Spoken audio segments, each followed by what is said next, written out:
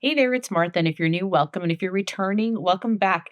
Thank you so much for clicking on this video. So, this video is all about a recap of the previous month. So, we are now in April, and I want to share how I did in March. This type of video or the series that I've been doing is helping me stay accountable to my low buy as much as I can and just sharing a little bit more about me and what I'm into, what I've been doing, what I've been reading, and how the month went overall. So if that sounds interesting to you, then stick around.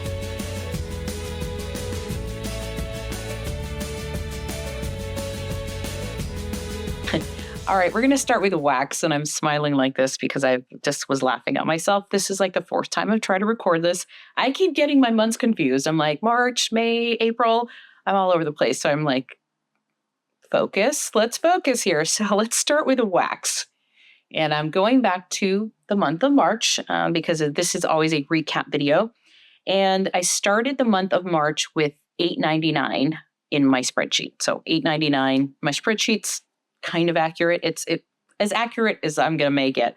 I brought in 22 pieces of wax. So that was Knowles Farm Scents, and that was Brita's RTS. And then my friend Evan, who makes wax for us for our friend group, she gave me some wax as well. So that's where the 22 came from. And then I used up 25. So considering this month, which I'll get into what this month was like, that is actually pretty good that I ended up having more outs than ins this month. Technically it's 30 because I did notice that this month I was missing some things in my spreadsheet that I warmed and ended up using up, but we're going to stick with my spreadsheet numbers. So yeah, I warmed 30, but according to my spreadsheet, it was 25. So that brings me to 896. So that is my number. I started in January with 1,000 in my spreadsheet. I'm at 896. So just four is the difference between how this month started and ended, but it's still in the positive direction. So I'm happy with that, considering that I was gone a lot of this month. So let's talk about my month really quick. I traveled a lot. So the first 2 weeks of March, I was not here. So there's no warming going on. And then I also have relatives visiting from out of town. So I would be gone showing them around. I love showing people around. I love where I live. I live in the Bay Area, and you got everything. So we went to Carmel, we went to 17 Mile Drive, went to Monterey, kind of drove by Pebble Beach, that 17-mile drive, Half Moon Bay, Sausalito, San Francisco, Sonoma, did some wine tasting up there. So, all over the place. And so that takes up my whole day as well. Weekends, going into the office, work dinners. It was a crazy month. And I've mentioned this in my videos this month that I couldn't wait for April to come. This month, as of right now, I have no work dinners planned and no travel plan. So it should be going back to normal. And my word of the year is balance. So I know that this month was going to be out of whack, and that's okay. And I think the word balance is just there to remind me that it's always, you're always, when you balance, think of standing on one leg. You're always kind of swaying a little bit this way, a little bit that way. It's never still. You're never in perfect balance. And so it's just a reminder that, okay, that means you're not going to watch as much TV, or you're not going to read as many books, or you're just not going to warm as much wax, and being okay with that and not try to get stressed out about it. It's like, it's okay. It is what it is. And there were some days where when I was around, I wasn't traveling, I didn't warm anything. So the fact that I got warmed 25 items or 30 is pretty good. And here's how I do that. It sounds like a lot, but some of it was partials. Some of it was samples, right? So you're done with it. It's a kind of a one and done. And there was one that I didn't like the scent of, so I took it out. If I no longer smell something after, half a day, I'll switch it out. So there could be some days where I've kind of gone through 2 sets of kind of switch outs. And that's how I use the amount of wax that I do. I also typically don't keep things on multiple days. Sometimes I do if I absolutely am loving it and it's still strong and it's great. Like with Woodland Suede, it's one of my favorites. Cozy Cardigan, I think I left those like day and a half or so. And then others, I'm fine after, a full day, 12 hours or whatever it is, and then moving on to something different. So, but that's the count is not through ounces or anything like that. It's just pieces of wax. So could have been partials, samples, things like that. So that's how I'm doing there with the ins and outs. And then in May, like what is next month? No, April. It's this month. Is it this month? Yes, it is in this month. See, this is how I screwed myself up last time.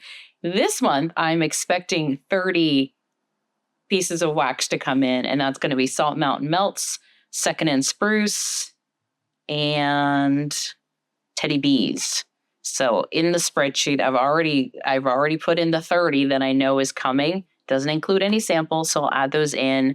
So I think given that I'll be home more, at least I'm hoping, I think 30, if I don't bring anything else new, is totally doable. So I can at least stay even or continue to make progress on bringing that number down. I don't have a goal of like where I want to be at the end of the year. I mean, it'd be awesome if I could be at like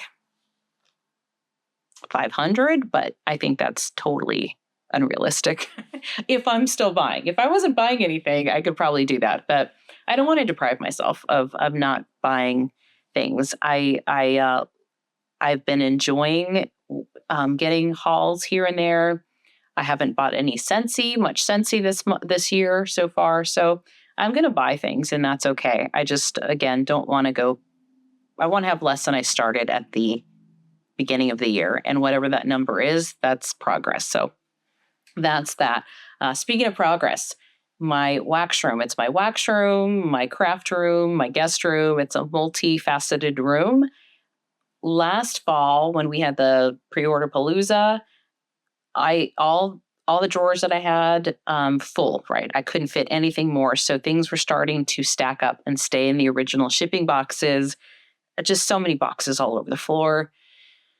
And I don't like that. That's another reason on why I'm really focusing on a low buy as much as possible without feeling completely deprived. But in reorganizing my Rose Girls and using up what I've used up so far, I got 9 boxes off the floor this month, or in March, I should say, in March. And so that was pretty good. So it's the room, like there's no boxes on the bed. There's actually floor that you can see. The couple boxes that I've left are stacked up nicely. I got all my kind of Knowles Farm Sense overflow into one box.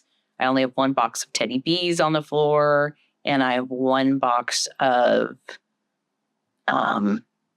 Rose Girls, and then I think I have Zape. So those are the kind of overflow that I don't have. I could probably fit Zape in a drawer, but I'm trying to keep my drawers by vendors, so I don't really have a drawer for it. So that's that. But oh my gosh, I had so much fun breaking down all those boxes and seeing the floor and just feeling like, okay, it looks organized, and getting rid of 9 boxes was huge. So that was success. That was absolute success.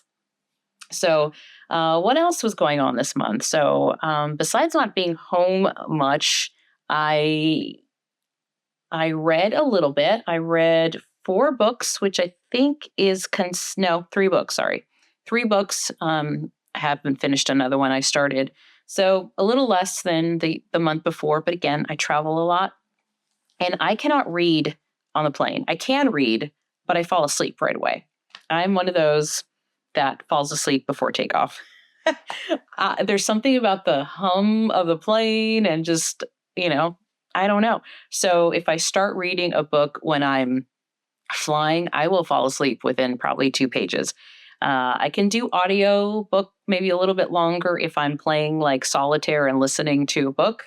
That I can do a little longer, but I also have podcasts that I like listening to. So anyway, what I did read this month, I'll start off with this one. This is the first book that I read this month. This one is No One Can Know. And the author is Kate Alice Marshall. So No One Can Know. This was a pretty good book. I'm like, what did I give this? I think I gave this like 3.75 stars. I am one of those that like to give quarter stars.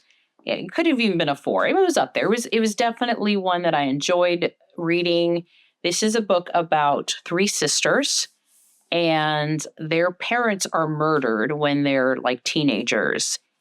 And there's a lot of kind of suspicious, the night of the murder, the sisters kind of suspect each other because one's not wearing the clothes she was wearing earlier. One has blood on her hands, and so they just look at each other. And one of the sisters is like, this is what we're going to do. And they just didn't talk about it. And they each felt like they each were innocent, but there was always suspicions with, the other sister, right? And so that's what the no one can know part is. Like, not even with each other did they talk about it. So they're now adults. The sister that was highly suspect, the one that was suspected the most of killing her parents, is married now.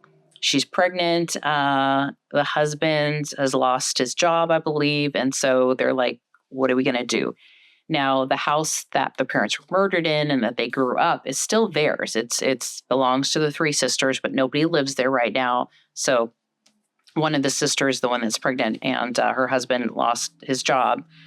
They need a place to stay, so they move back to her old home. Well, you can imagine a small town, people whispering, things going on. And so that's kind of what this book is about. The sisters come back together. And then there's another murder that happens in this house. And so I liked it because I like these kind of books, these kind of thriller, what happened and is there a twist? And you just wanted to know what was happening. But the reason I knocked off some stars is because, like, really, you're not going to talk to each other. Not until later do you start telling, talking not until later on near the end do they all start sharing what happened that night. So that was the only part where I'm like, that probably wouldn't have happened in real life. But I knew that going into the book. I mean, it's called No One Can Know. I mean, part of it is that they are not sharing what happened that night. They blocked it. Some are missing memories, that kind of thing. But it all started to come together at the end. So I did give it a 3.75 because it kept me reading. It was propulsive. I enjoyed it. But it was just that, like, come on. But anyway, No One Can Know. That was that one. This one here, I just finished the other day. This is Night Watching by Tracy Sierra. And this one, so good. This one I loved a lot. I recommend the audiobook over reading it only because, 1, the narrator's fantastic. But 2, in this book, the way it's written, like in italics, whenever you see italics, that's the protagonist's thoughts. That's her thoughts. And like people's thoughts, they're usually fragmented. They're kind of, they could be frantic. Your brain is just going so fast. So it kind of breaks up the dialogue a little bit when you're reading it. When you're listening to it and the way the narrator did it, I'm like, oh, it's great because it's like you can really hear what her thoughts are, the protagonist's thoughts in the story. And I'm sorry, I say protagonist because I'm trying to remember what her name is. I don't even know if they say her name. I'm sure they say her name at some point. But this story is all about a mother protecting her kids from an intruder in their house. So the husband's not there. She has trouble sleeping. The kids are little. I think they wake up. One of them sleepwalks. And so she just happens to be up, and it's an old house, and she hears this creak, like someone's in the house. So she's in, and she happens to be in her son's bedroom. So she's like, she thought she saw someone downstairs, shadow or something like that. Long story short, she's able to get her kids while the intruder is in another area of the house and hide them in like a secret hiding place. And so a lot of the beginning of the book is that franticness, like all of them, is she hearing things? Do the kids hear it? Is she going crazy? Like, you don't know. She's like delusional, or is this real, or what? So there's a little bit of that, which is interesting. There's a couple flashbacks on how, she's kind of ended up where she is mentally, or mental state of mind and all of that. And then there's the part, where she goes to get help. I'm not going to say much more because I don't want to give more away, but I found myself really wanting to, couldn't wait to get home, couldn't wait to be where I can finish listening to this book. Because I found it super, super interesting, and how it all came together and the ending and all of that. So well written, night watching. This was tense. Like, if you listen to the audiobook, it was tense, and I was like the edge of my seat for a lot of this. So great book. Love this one. If you like those kind of thrillers, tension, suspense, that is Night Watching by Tracy Sierra. And then another book I read, which I don't have with me, I returned it to the library, is Woman on the Ledge. There's lots of books. One called Woman on the Edge. That is not it. This is Woman on the Ledge by Ruth Mancini. And this is, I believe, a British author. It took place in London. That was another interesting book, and I like the way it was told. It really was one of those where, almost like a movie, where it starts like this thing happens, like a big deal, like woman on the ledge, woman jumping over the ledge kind of thing. And then it's like, and then it goes back in time to how they got here. So if you ever watch a TV show and they kind of, or even a movie where it starts off like this action, big thing happens, and then it's like 11 days earlier. So it's kind of like that. It's like 6 months earlier. And then it kind of goes back to unfolding what really happened. I'm not going to say much more other than another great thriller, I thought. There was a lot of there was a lot of unveilings, I think, that I was not expecting. So I guess that's like a twist, but I was not expecting at all. It did have some themes of grooming. I guess you could say, what's it called? I guess you could say, well, I guess it's pedophilia, I guess, in some ways.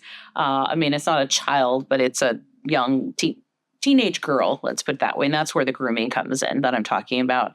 Underage sex, maybe that's a better word than that. So there's some themes about that. Just women in general and how they're seen and looked at in society, and even the police on how, whether they're believed or not, and kind of how that goes there. I'll just leave it at that. But so I felt like the theme, the underbelly of this book, the theme was really important. And I just loved the way it was told. It was different. It was a little different, even though the story of Woman on the Ledge may sound like something you've heard before. It's not. So that was Woman on the Ledge by Ruth Mancini. So those are the 3 books I've read. And I'm currently, I don't have it with me, it's downstairs. I just started reading Family by Laurie Frankel. And I'm also listening to, what is that called? A Throne Glass Castle. I'm reading that one slowly. And I started that one, but I'm kind of Throne of Glass by Sarah J. Maas.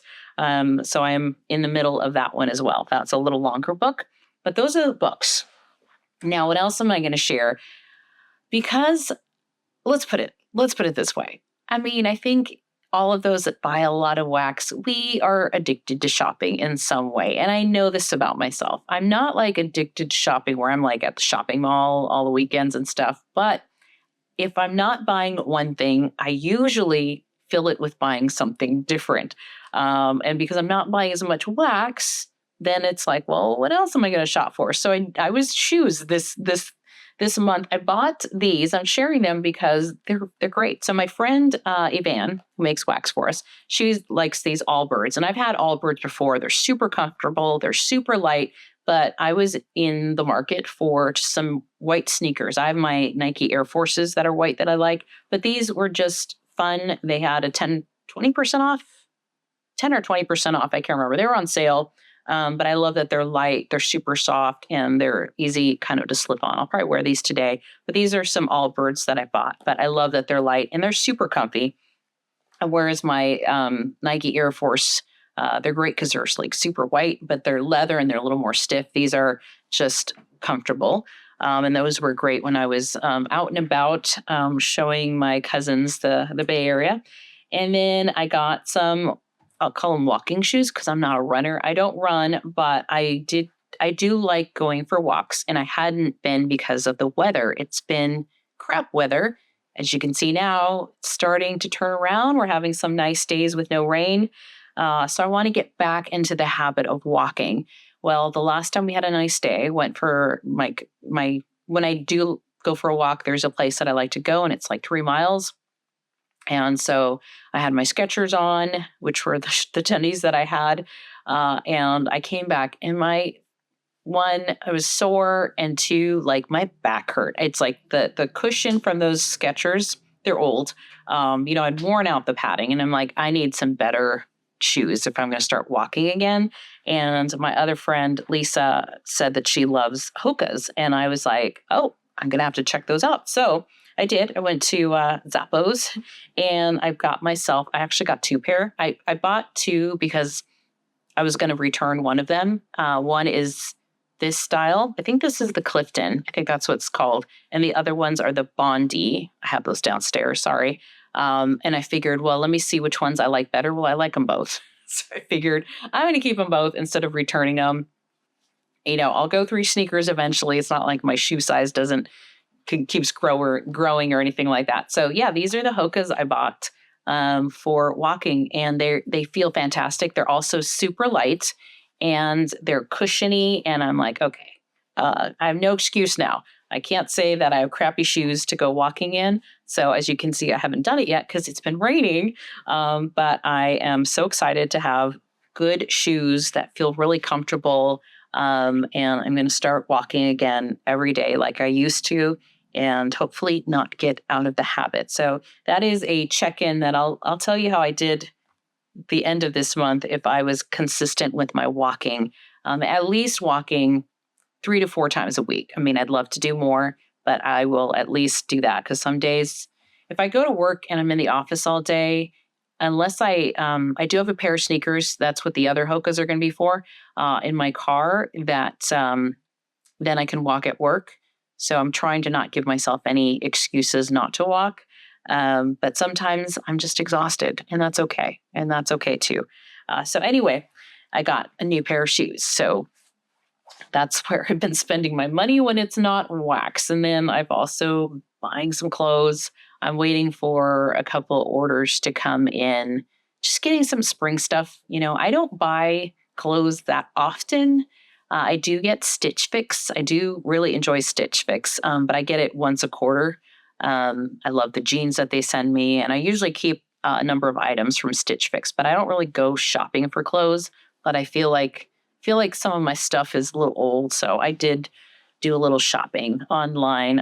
So I'm waiting to see if I like any of it, and if I'm going to keep any of it. So that's been what my month has been like. How has March been for you? Has it been crazy? Has it been good? Has it been a mixed bag? Let me know what your month has been like. How are you doing on any goals that you've, been trying to work on? Are you going to do any health goals, wellness goals, reading goals? I'd love to know. So share them down below. And thank you so much for hanging out with me. I really appreciate it. I know this is a different video, but I like just kind of catching up and having a chatty video at the end of the month. Holds me accountable, so I don't come in here going, "I was bad." Trying to be positive and working on my goals. So thank you so much for hanging out with me. And if you enjoyed this, consider giving me a like or subscribing to my channel if you haven't already. All right, until next time. Bye-bye.